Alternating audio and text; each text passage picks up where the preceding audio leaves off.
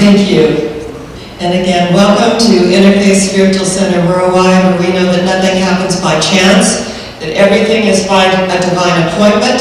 We heard the call, we answered. If you're tuning in at this moment, this message is for you. And as we open that space, I have loved doing this Wizard Within series. And last week, we talked about courage, and we talked about heart, making the longest journey on the planet. The 18-inch journey from the head to the heart being the doorway to the soul. And that along this, getting on down the road, we meet some very interesting characters that reflect in our own lives perhaps what we need to embody in our lives. Just as Dorothy started out on the yellow brick road, energetically, and brick by brick she grew. There was unfoldment, there was evolution, there was also unawareness.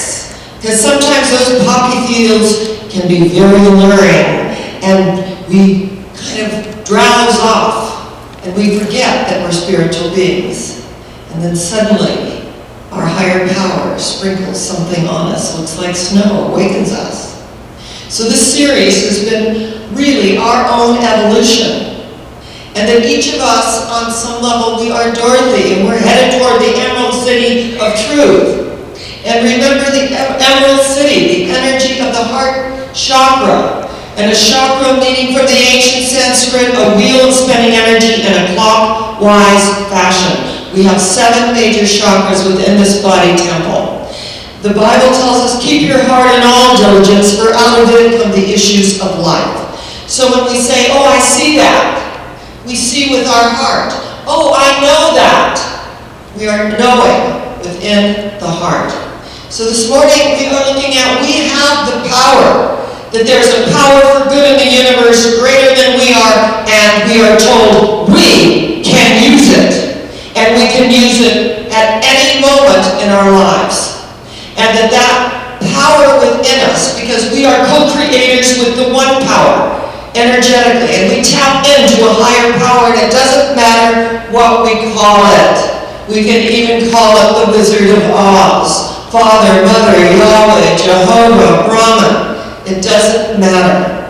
But to acknowledge that which is within each and every one of us, that which we feel, that is so empowering for us to know that we are never, ever alone. That what goes with us and prepares the way is we become a light unto our own feet down that yellow brick road, learning and growing and unfolding brick by precious brick, and to know that we each have a divine destiny that we are fulfilling. There was a man walking down the street, and he saw some bricklayers, and he said, so what are you doing? And he goes, oh, I'm laying some bricks. He walked a little further down, and he saw another man, and he was doing basically the same thing, and he said, good afternoon, what are you doing? He goes, I am building a cathedral. He had the vision, not just laying bricks. I am building a cathedral, and each and every one of us has that cathedral within us. That cathedral of light lives and moves and has its being at the center of our one life. And I loved also that Robbie Bonner, who nominated me for the Woman of Distinction Humanitarian Award yesterday, and receiving that, and to see Robbie there, had given me these ruby red slippers on her 80th birthday. She's going to be 84 next year. And I admired them, and she said, they're just a little uncomfortable for me. I have broken them in for you, however, and took them off and gave them to me. And so energetically, I put them on. And when I put them on, and I said, this is such a transference of energy. This is a transmission of positive energy, because the ruby red slippers, they absolutely symbolize empowerment. They symbolize the magic of life and the realization that our feet represent our understanding on the physical plane. That we put one foot in front of the other, and sometimes there are stumbling blocks in our way, and we have that which is within us as we have our ruby red slippers on to transform what? Those stumbling blocks into stepping stones for greater awareness and greater aliveness as we're moving on down the yellow brick road of life. And that sometimes we're looking outside of ourselves. And what I love about our way of life, the science of mind, is that we are empowered. We are not going to an intercessor that's going to, then check in with God to make sure we're okay. But we have that power. It's imbued by Christ consciousness. The works that I do, ye shall do also, and even greater works ye shall do than I do. That's called empowerment. That's where he took himself out of being the great exception to being an example and empowering others. Buddha talked about the compassionate nature and that the key to life is non-attachment. The minute we are attached to something and we're just holding on for dear life, that serves as a block to the universe, and we do not actualize our deepest desire, our highest vision, and our most sacred goal, because we're just holding on so tight. So when Dorothy, she's got the scarecrow and who represents wisdom, and of course she has love through the Tin Man and courage through the lion. And they are moving on down that road. So when we embody that energy of wisdom, there are decisions that we get to make. And as we make those decisions for our highest good, that's the still small voice of God. That's our intuition. And one of my students once asked, well, how do I know it's my intuition? I said, if you have to ask, it isn't. Okay? It isn't.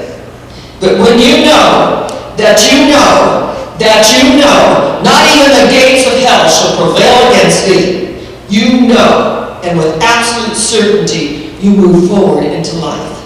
No matter what anyone says, you know that you know that you know that you have the power.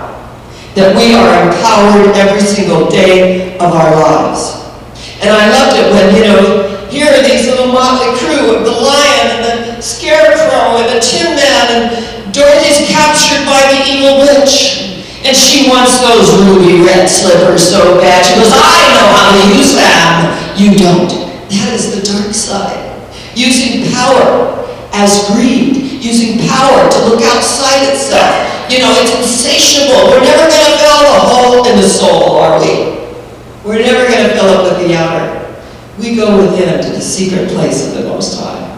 We pray to our Father, Mother, God in secret, and we are acknowledged openly by the outward demonstrations of our lives that we magnetize into our own energy field.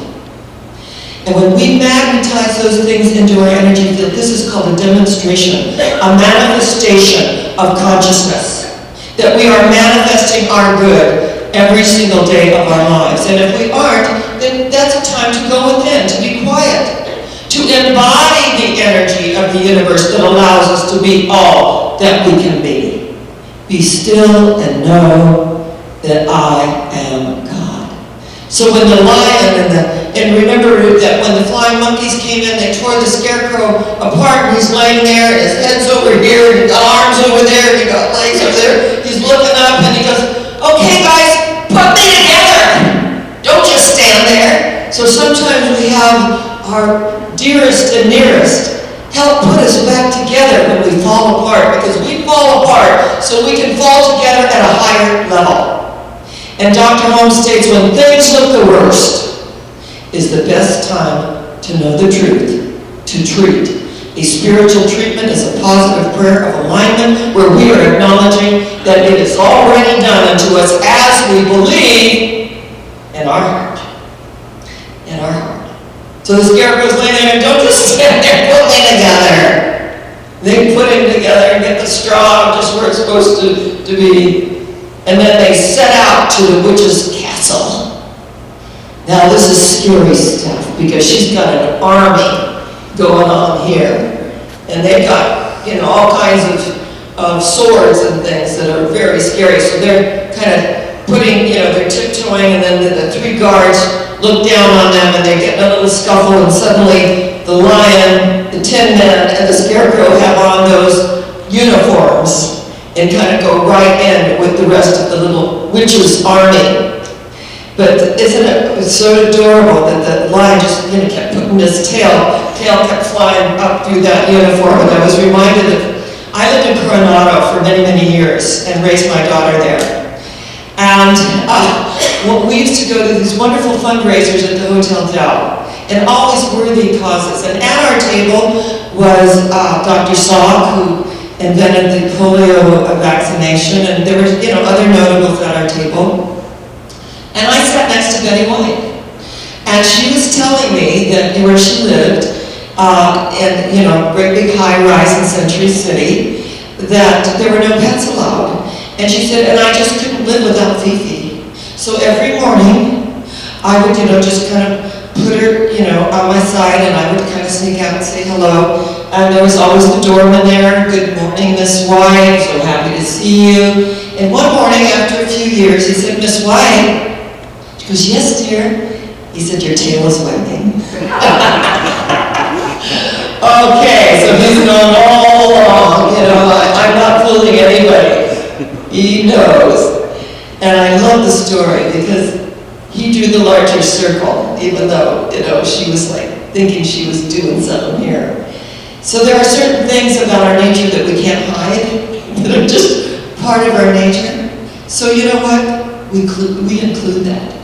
We draw the larger circle and we include that. And there are certain idiosyncrasies and certain energies that make us beautiful in our differences. You see, we're drawn together through our similarities, and we grow through our differences. So finally, when Toto is at stake, our little Toto, that wonderful energy of the loyalty of our little dog. And interesting enough, Toto means always and forever. That there is going to be a loyalty and an energy that's going to be there always and forever. So what does Dorothy do? She picks up the bucket of water, she throws it on the Wicked Witch of the East and baptizes her in the energy of spirit, and guess what happens? She melts. Oh, I'm melting, melting, melting, melting, melting, melting. Gone. Because we had the courage to face whatever it was. And back to after they got the witch's broomstick that the wizard demanded that they get, and they show it to him, he starts to back out, and Dorothy will not allow him to back out. She takes a stand and said, you gave your word and you promised. And remember when she told him he was a very bad man? He says, no, I'm not a bad man. I'm just a very bad wizard. I don't do that well. Hide behind this curtain. So here, old Professor Marvel, who passed himself off as the wizard, gave each one of them their rewards. And he had the great balloon. He's going to take Dorothy home to Kansas, and what happens? The string is pulled, the wizard is in the balloon, and it starts flying away, and Dorothy thinks, what am I going to do? There it goes. And of course, the balloon is also spirit, the energy of spirit that is there. And that it was not, it's so interesting, it wasn't her time. So when Glinda, the good witch of the West, comes and says, all you have to do, Dorothy, is click, click, click the ruby red slippers. And say what? What did she say? There's no place like home. There's no place like home. There's no place like home. There's no place like home. Clicking the ruby red slippers. And Glinda said, you had the power all along. You just needed to learn it for yourself. It was within you all along. And you just needed to learn it for yourself. That no one else can do it for us. The Wizard of Oz is not going to do it for us, but the wizard within us, in that secret place of the Most High, where we tune in, we open to the universe, and we allow God to do what God does best by means of each and every one of us. is our humanness gives way to the divine, and that Christ consciousness, the Buddha nature, and the holy I Am presence arises triumphant and victorious, saying, you have the power. You and God are the majority. And in those moments that you're feeling scared and alone, tap into those energies. Tap into exactly what you need, and it shows up for us. Thoughts are things, words are molds we speak from this power center, things into existence. That which you utter becomes the outer. Decree a thing, Jesus said, and it is established unto thee. So speak your word as one having authority. Claim your power. And realize that all the power in the universe is right where we are. And as we take a stand for our good, all those energies will be attracted unto us. It was interesting, I was at Spencer's last week in the evening, and there was a group of women there, and we just acknowledged one another, and she had said something. And I just said, oh, that's not my experience. I believe that we're all one, and that there's no one left out. And she thought about it for a moment, and she goes, I do agree with that. It was sort of a political conversation. And the truth is, no one is left out. That there is a power and a presence in the universe greater than we are, and we are a part of that divine energy. And when things don't seem to be going the way we want them, we have to be still and know, sit down and allow what? We allow the answers to come because they will be revealed. The revelation of truth is revealed because we have the power. And when we know that, miracles happen because we're all going somewhere. And when we look at that rainbow, that arc from Kansas, the black and white, right, to the Emerald City, that is called evolution. That is the arc within each of us. That we can live black and white in Kansas, or we can live out that energy through the Emerald City that is within us. But when the rainbow appears, I will remember the everlasting covenant between me and all living beings. We have the power. And we're all going somewhere, and where is it? Higher yet. Where is it? Higher yet. Where is it? Higher yet. Because we are in a high place, and we will not come down. None of these outer things move us. We are in a high place, and we will not come down. I say to you, Namaste. The God in me salutes the God in you. I say Shalom, the peace that passes all understanding. And God bless us everyone. And I want to add for this week, God bless America. And each and every one of us as we celebrate our interdependence and our oneness. And so it is. Thank you.